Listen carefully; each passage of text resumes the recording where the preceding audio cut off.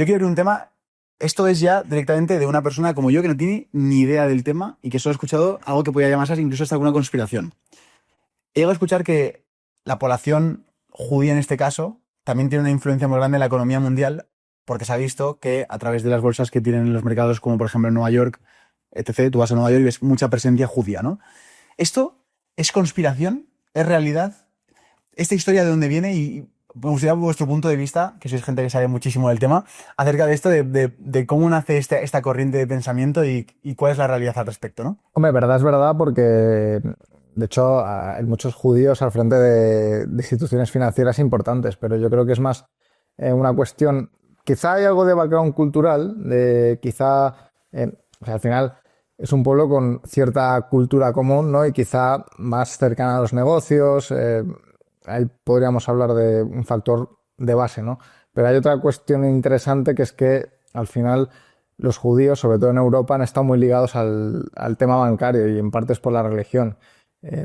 Está no sé si lo conoceréis, el pecado de la usura, ¿no? Durante muchos años en Europa, sobre todo en la Edad Media, me cargo el vaso, en la Edad Media se prohibió prestar dinero con intereses.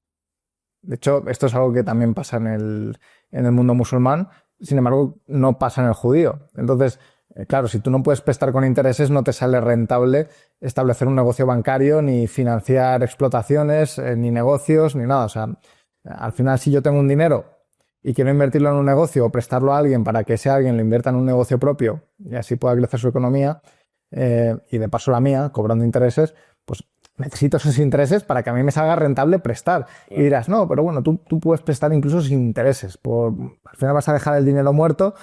Claro, pero es que tú cuando prestas un dinero estás asumiendo un riesgo.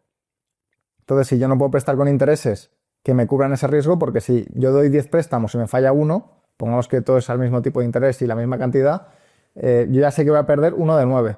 Entonces, como mínimo, necesito un interés superior al 1,10, al 10%, para compensar ese uno que he perdido, ¿no? Y luego, además, tengo que sacar un rendimiento extra por todo el trajín administrativo que voy a llevar a cabo a la hora de dar préstamos, de filtrar a las personas a las que doy préstamos. Y claro, eso en el mundo cristiano, en el mundo musulmán no era posible, o sí que era posible con algunas trampas, pero por lo general no era un negocio muy extendido, porque no se permitía prestar con intereses. De hecho, ya no solo que no se permitiera, sino que también estaba muy mal visto socialmente. ¿Qué pasaba? Bueno, esto es gracioso, ¿no? Porque los reyes también necesitaban dinero. Incluso la iglesia, para financiar cruzadas o lo que fuera, también necesitaba dinero. Y sí que es verdad que había ciertas familias de prestamistas, los Medici, por ejemplo, aunque eso ya es tocando el renacentismo, donde ya la cosa empezó a relajarse bastante, que sí que prestaban haciendo ciertas trampas, ¿no? Con ciertos trucos fiscales. Del sentido, bueno, yo no te estoy prestando dinero, lo que estoy haciendo es invertir en tu negocio a cambio de un X% de lo que produzcas. Y yo no te estoy prestando, yo estoy siendo inversor, ¿no?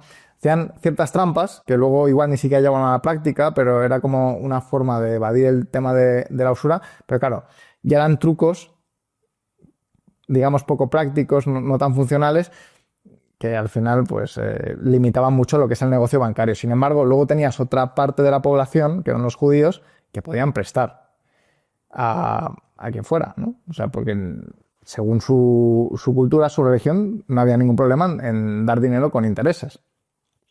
Y por una parte eso les permite establecer negocios bancarios más desarrollados y por otra parte, claro, tú puedes dar dinero, también es importante la parte del que recibe el dinero, ¿no? Igual si yo no veo bien la usura, yo no voy a ir al prestamista judío a pedirle dinero. Igual si no me queda otra, voy, ¿no? Pero entonces es muy probable que los judíos se prestaran mucho entre sí, entre ellos mismos. Y eso a su vez, claro, al final si tú tienes financiación de tu propia comunidad, pues es más probable que montes un negocio, es más probable que ese negocio funcione y es más probable que empresarialmente crezcas.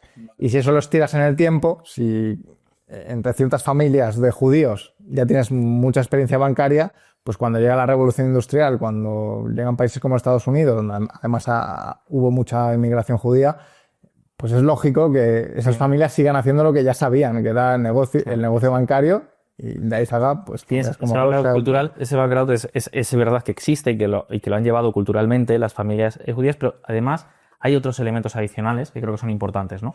Que creo que son muy importantes a tener en cuenta de por qué se produce ese fenómeno, que no se trata de una conspiración, es que es un fenómeno natural.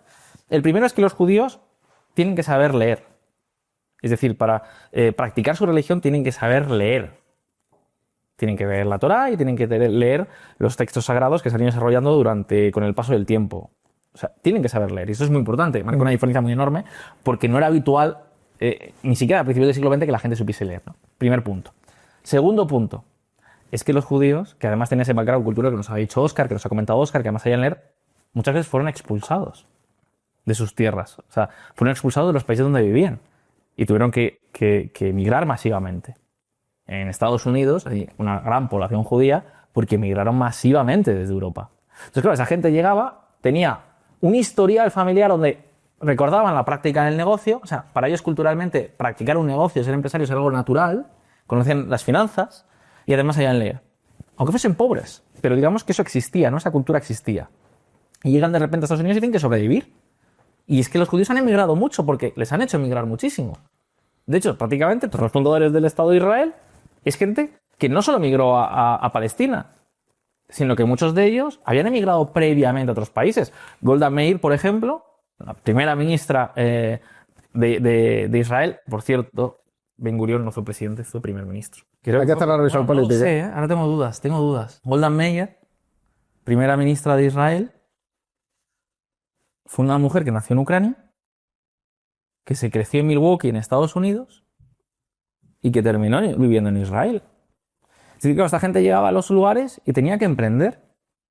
De hecho, eso pasa con muchos tipos de inmigración, que los inmigrantes tienen tasas de emprendimiento muy, muy altas. Porque ahora en Estados Unidos, por ejemplo, la comunidad india parece destacar muchísimo en muchas compañías tecnológicas. Pues también habrá factores culturales, una mayor facilidad matemática, pero también es porque emprenden. Porque llegan de fuera y tienen que sobrevivir. Entonces montan negocio, crean negocios.